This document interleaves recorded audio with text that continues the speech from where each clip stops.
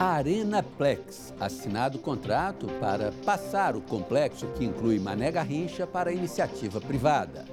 Fiéis, acaba segunda-feira o prazo para quem tem dívida e quer renegociar.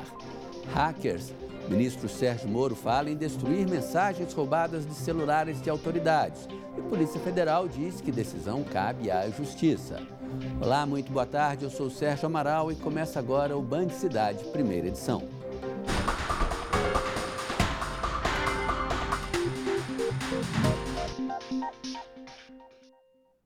Boa notícia, depois de um mês interditada, aquela calçada que fica ali entre o Conjunto Nacional e o CONIC foi liberada para os pedestres, mas só essa área. Outros pontos seguem fechados e as obras de recuperação da plataforma superior da rodoviária continuam. O risco de desabamento era iminente.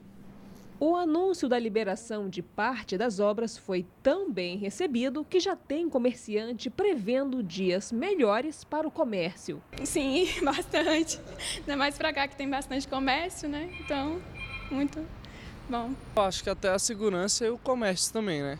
Porque a questão do comércio, o movimento baixou bastante. Alívio também para esse empresário que tem uma lanchonete na região. Ele revelou que as vendas caíram em quase 50% durante esse bloqueio para as obras. A gente está praticamente sem condição de continuar, pois os nossos clientes diminuíram mais de 50%.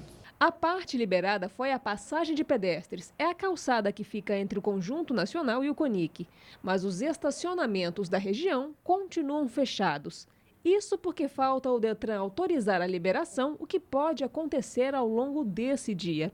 Etapas que estão no cronograma, como explica a Nova Cap. O segundo ponto é o estacionamento em frente ao CONIC. Não ele todo, mas parcial, 30%, para os usuários utilizarem esse estacionamento. As etapas continuam dentro do cronograma, as obras dentro dos 90 dias, como foi divulgado por nós, pela Nova Cap e pelo governador.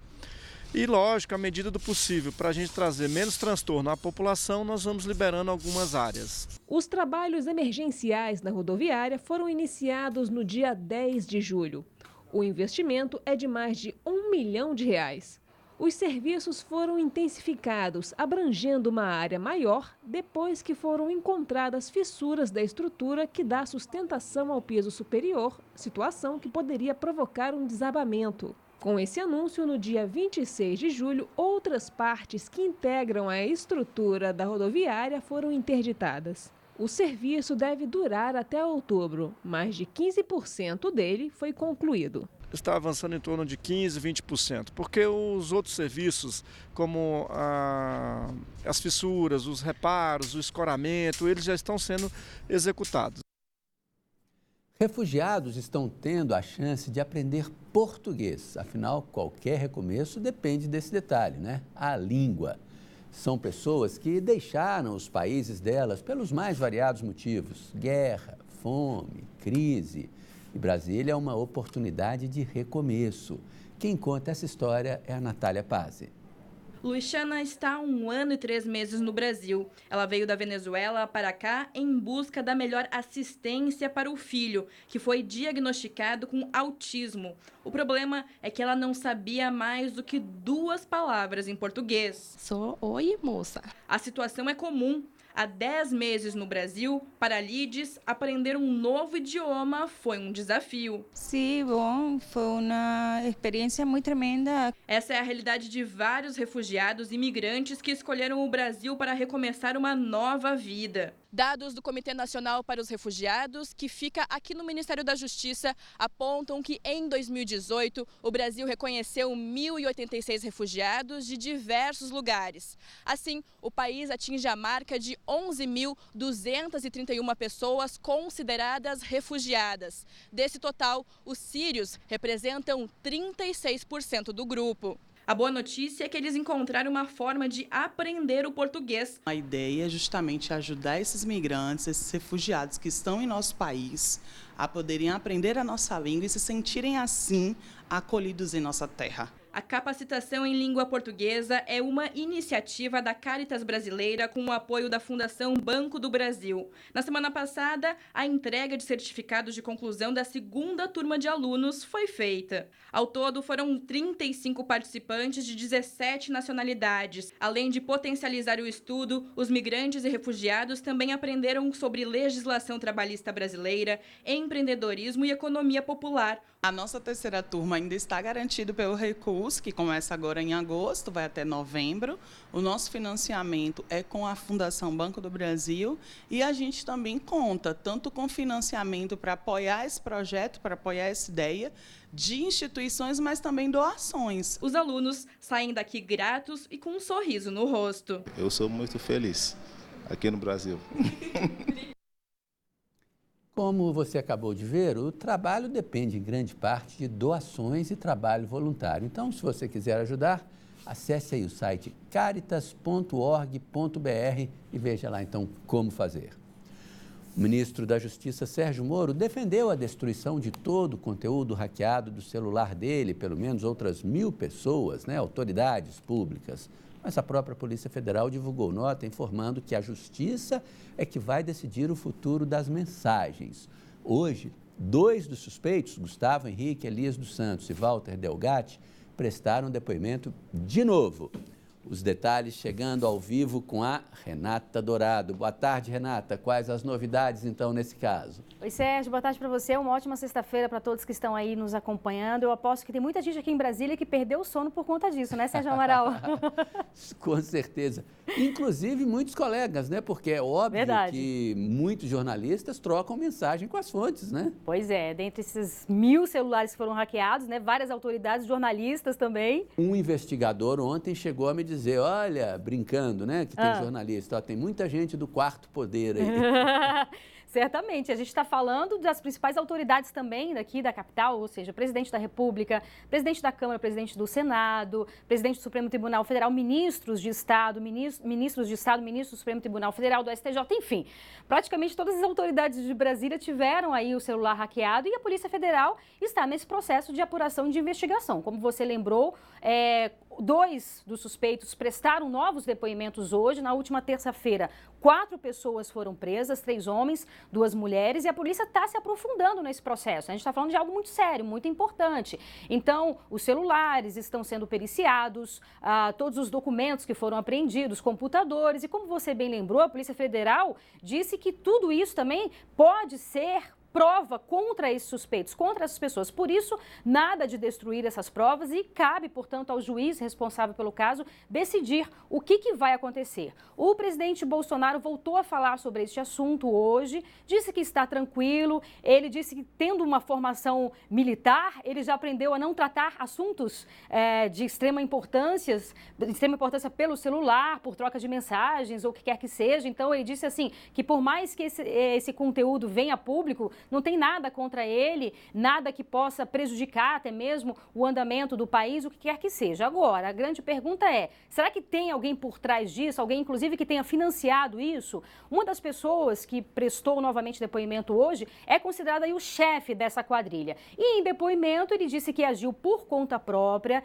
que não recebeu financiamento, que não recebeu dinheiro para fazer isso. Disse inclusive que de forma anônima foi ele que teria enviado, portanto, para o site Intercept Brasil, todas essas informações que foram divulgadas, aquelas conversas entre o então juiz, atual ministro, Sérgio Moro, integrantes ali da Lava Jato, procuradores da República. Ele disse que fez isso por conta própria e que não recebeu dinheiro para fazer isso. Por outro lado, também, a polícia identificou nas contas de um outro suspeito, não esse que é considerado como chefe, uma movimentação de algo em torno de R$600 mil. O advogado chegou a dizer que era um investimento que ele fazia de Bitcoin, enfim, tudo está sendo investigado, né, Sérgio? É um assunto muito delicado, muito importante e que a gente também, imprensa, tem que tratar isso com muita delicadeza e com muito cuidado. O PT entrou hoje com uma ação contra o ministro Sérgio Moro, entre outras coisas, pedindo o afastamento, alegando aí abuso de poder dele enquanto ministro, ter acesso a esses dados e, inclusive, ter ligado para as pessoas para avisar que essas autoridades também teriam sido hackeadas. Ok, então. Obrigado, Renata, pela sua participação. Daqui a pouco você volta, né? Volto. Olha, catequista suspeito de abusar de pelo menos 17 crianças continua foragido. A polícia acredita que José Antônio Silva esteja disfarçado. Nessa quinta-feira, os investigadores divulgaram imagens com os possíveis disfarces do pedófilo. Mais de 25 anos de pedofilia que vieram à tona apenas no começo deste mês. José Antônio Silva, de 47 anos, é acusado de abusar sexualmente de pelo menos 17 crianças com idades entre 4 e 12 anos no Guará. Toninho, como é conhecido na região, dava aulas de futebol e também de catequese nessa igreja. Ele está foragido desde o último dia 3 e a polícia suspeita que o pedófilo tenha fugido para fora do DF e esteja disfarçado. Nessa quinta-feira, os investigadores divulgaram imagens com os possíveis disfarces de José. O Laboratório de Reconhecimento Facial da Polícia Civil usou uma fotografia do suspeito para projetar as possíveis aparências do criminoso, de barba, boné, peruca e óculos. Quem tiver informações sobre o paradeiro de José pode entrar em contato com a polícia pelo telefone 197. A seguir, foi assinado agora há pouco o contrato de concessão do Arenaplex. O estádio Mané Garrincha passa oficialmente à iniciativa privada. Band Cidade volta já.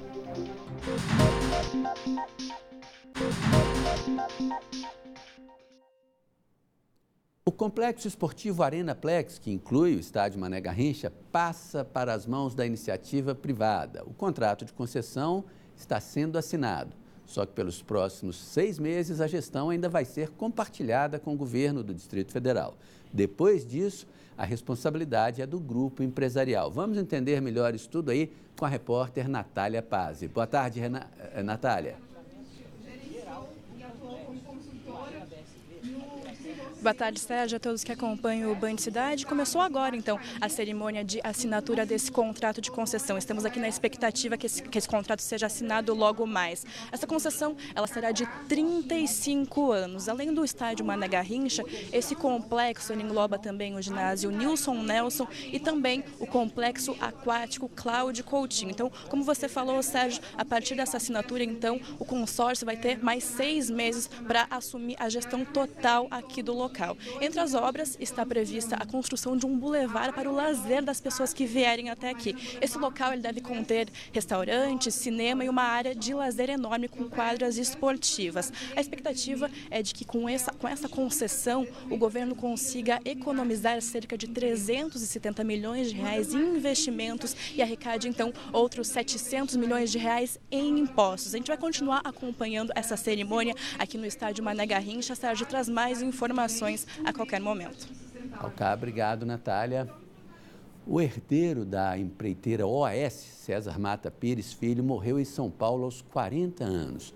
O empresário estava internado há 2 semanas, desde que sofreu um infarto durante uma audiência da Operação Lava Jato, lá em Curitiba. O empresário estava sendo interrogado no último dia 8 pelo juiz federal Luiz Antônio Bonar, na 13ª Vara Federal de Curitiba, quando desmaiou. Ele foi socorrido e passou por cirurgia na capital paranaense. Foi transferido para São Paulo, onde permaneceu internado.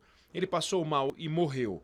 O hospital, que pertence à Rede Dora, ainda não divulgou detalhes. César Mata Pires era investigado pelo pagamento de 63 milhões de reais em vantagens indevidas na construção da sede da Petrobras em Salvador. A defesa afirma que não existem provas do crime. O empresário, que completaria 41 anos em setembro, chegou a ser preso no ano passado e foi solto após pagar quase 30 milhões de reais de fiança. O pai dele, César Mata Pires, é um dos fundadores da construtora OAS e também morreu, há 2 anos, vítima de infarto. A empreiteira está em recuperação judicial e corre o risco de falir. Antes do início da Operação Lava Jato, tinha 120 mil funcionários e hoje tem pouco mais de 35 mil. Principal executivo da empresa, o ex-presidente Léo Pinheiro, está preso há 3 anos na Polícia Federal em Curitiba, à espera de homologação do acordo de delação premiada. Atenção, estudantes, quem está em dívida com o FIES, o Fundo de Financiamento Estudantil, tem só até segunda-feira para renegociar esse débito aí, tá? Então a gente volta a falar ao vivo com Renata Dourado. Como é que é esse processo, Renata? Olha, Sérgio, a gente está falando de um universo de 500 mil pessoas, ou seja, de cada 5 alunos que contrataram fiéis, 3 não conseguem pagar. Então, muita gente. Muita gente. Muita gente. É um sonho, né, de você ter aí o curso superior, o diploma, e muitas vezes esse sonho torna pesadelo. Então, é uma excelente oportunidade, a pessoa pode ir hoje até o banco, ou no mais tardar na próxima segunda-feira, como você bem disse. Quais são as etapas? Então, esse estudante ele precisa ir ao banco onde ele fez essa assinatura desse contrato do FIES. Ele tem que levar um fiador e esse fiador precisa apresentar também a renda. Então, essa dívida, ela pode ser dividida em até 4 anos. No entanto, as mensalidades, essas parcelas, não podem ser inferiores que R$ 200. Valor mínimo de parcela, R$ 200. Esse estudante ele também tem que dar uma entrada. Qual o valor dessa entrada? É 10% da dívida total ou no mínimo R$ 1.000. Por exemplo, se essa dívida total for de R$ 900, R$ 9.000, 10% seria R$ 900. Não pode. O valor mínimo tem que ser de R$ 1.000. Então ele vai lá, tenta renegociar com esse banco. É uma oportunidade muito séria e importante para ele. Ou seja, ele vai ter 4 anos para poder pagar essa dívida e aí tirar o nome dele aí do SPC, de onde quer que seja. E, enfim, entrar no mercado, né, de trabalho também, sem essa dívida e facilitar essa vida dessa pessoa. Então, lembrando, até segunda-feira, vai até o banco onde fez esse cadastro, onde assinou esse contrato para poder renegociar essa dívida. Sérgio. Ok, obrigado, Renata. E boa sorte aos alunos, né? Verdade. Vamos falar agora sobre preservação da vida. Cerca de 900 pessoas aguardam na fila para um transplante aqui no Distrito Federal. Mais da metade está pronta para a cirurgia, mas muitas vezes a luta pela vida esbarra na recusa de familiares em autorizar a doação. Veja. A Marisa descobriu há 3 anos que os 2 rins pararam de funcionar. Desde então, são 3 sessões de hemodiálise por semana, muitos remédios e a expectativa pelo transplante. Para mim é uma batalha difícil, porque assim, o tempo vai passando e a gente fica com aquela esperança. Pode ser hoje, pode ser amanhã. E a gente vê, entra ano, sai ano e não chega. Mas assim, eu espero em Deus que no tempo certo, na hora certa, vai chegar. Atualmente no DF, cerca de 900 pessoas estão na fila à espera de um órgão. A maior procura é por um rim novo. No primeiro semestre deste ano, foram feitos 320 transplantes na capital do país. Nos últimos dias, Brasília fez o 20º transplante de coração do ano. De rins foram 27. Das cerca de 900 pessoas na fila, aproximadamente 500 estão aptas a receber um novo órgão. O rim acaba sendo a nossa maior fila.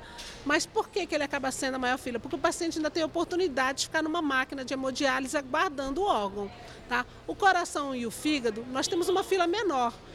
Porém, nós temos mais perda de receptores das pessoas que estão precisando da fila por falta do órgão que não demora a chegar, muitas vezes. O DF é muito solicitado por outros estados na procura por um órgão, mas o maior problema enfrentado é a recusa de pessoas em doar os órgãos dos familiares. A taxa é de 50%. Primeiro, a conscientização da população, né, que sendo a nossa aliada pode mudar isso.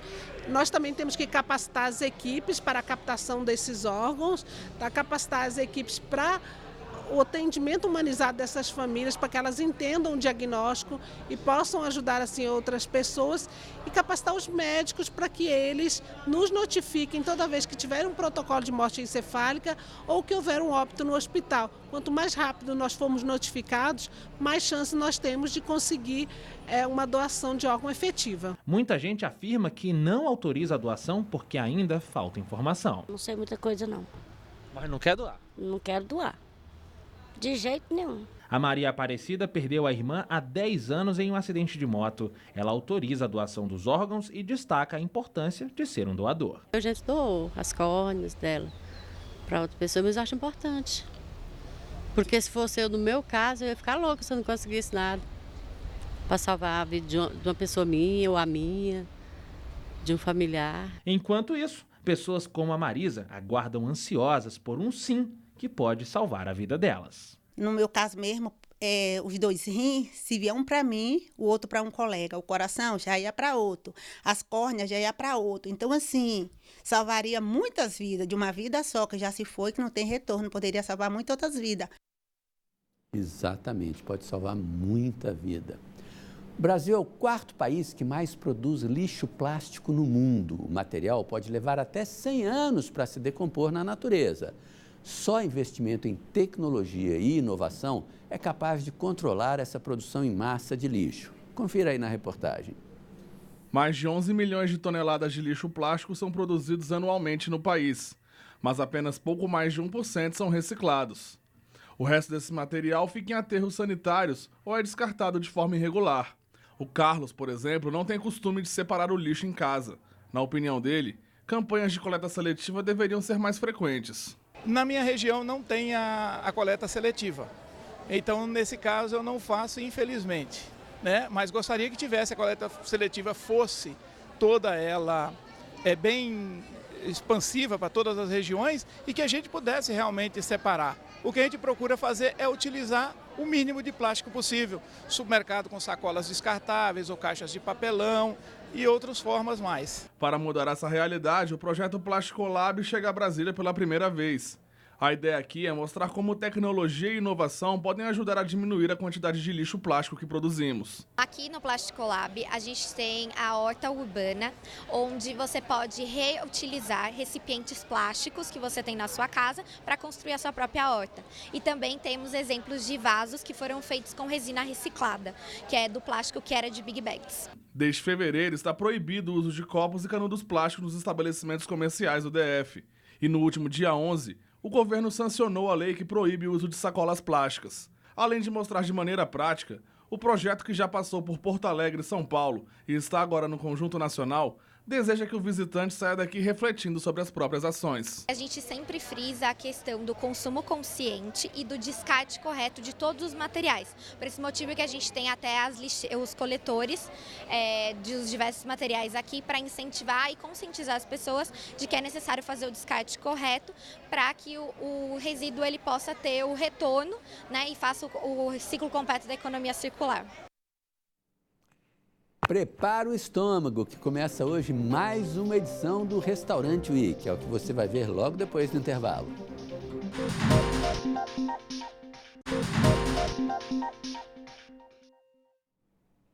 Susto no hospital de Taguatinga. Um princípio de incêndio perto do almoxarifado da unidade mobilizou 19 militares do Corpo de Bombeiros nesta manhã. Ninguém ficou ferido. As chamas foram controladas rapidamente, mas havia muita fumaça. A Secretaria de Saúde informou que um curto-circuito na galeria de ventilação pode ter provocado as chamas desta manhã. Mas o laudo para identificar o problema só sai daqui a 30 dias.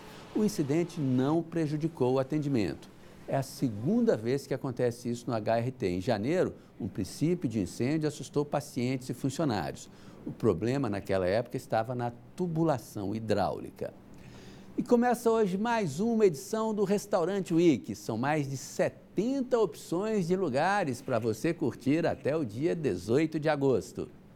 Só de olhar já dá água na boca. Neste caso, é uma pena que televisão não tem cheiro. Esse cardápio de variedades é para comemorar a 21ª edição do Brasília Restaurant Week. O roteiro gastronômico vai reunir mais de 70 estabelecimentos com preços acessíveis. A gente tem a categoria convencional, R$ 43,90 e R$ 54,90 almoço e jantar. A categoria Plus, R$ 55,68. A gente tem a categoria Premium, que é uma estreia dessa edição. Começa em 68 e vai até 89 no jantar. A aposta desse ano é na categoria Burger Gourmet. Diversas hamburguerias vão servir essa delícia aqui, com acompanhamento no almoço e no jantar por apenas R$ 32,00. Eu já garanti o meu. E você, vai ficar de fora dessa? A gente criou 2 hambúrgueres especiais exclusivos para o festival. Né? Um de blend Angus, que é o blend tradicional da casa. Ele vai um tomate salteado no charbroiler, né? Vai um molho gorgonzola, é delicioso, né? Num pão brioche. O outro já é um blend de pernil, né, uma novidade, né, ele vai com abacaxi também salteado no charbroiler, né, com a maionese especial da casa. A ideia é que realmente as pessoas possam viajar por várias gastronomias diferentes. Então, como você tem várias casas em várias regiões da cidade, a ideia é que você entre no site da Restaurant Week Brasília, lá você vai encontrar por unidade, por menu, o que você gosta, fazer a sua reserva e você sai de casa sabendo quanto vai gastar. Os clientes podem ainda acrescentar R$1 por menu degustado. Esse valor é arrecadado e doado para a ONG Amigos da Vida, que assiste crianças que têm o vírus HIV. Para saber quais restaurantes participam dessa edição do festival e os preços de cada uma das refeições, é só acessar o site restaurantweek.com.br. No próximo domingo vão ser realizados testes gratuitos de hepatite C em frente à administração do Parque da Cidade no estacionamento 13. A ação vai ser das 9 da manhã à 1 da tarde. O resultado sai na hora e a pessoa que for identificada com a doença será encaminhada para tratamento gratuito na rede pública. A hepatite C é uma doença silenciosa que é passada por meio da transfusão do sangue e que pode levar à morte. Agora, a boa notícia é que tem cura. Aqui na Band você tem um canal direto para fazer denúncias, mandar vídeos e mostrar os problemas aí de onde você mora. É o WhatsApp do Band Cidade. Anote aí o nosso número.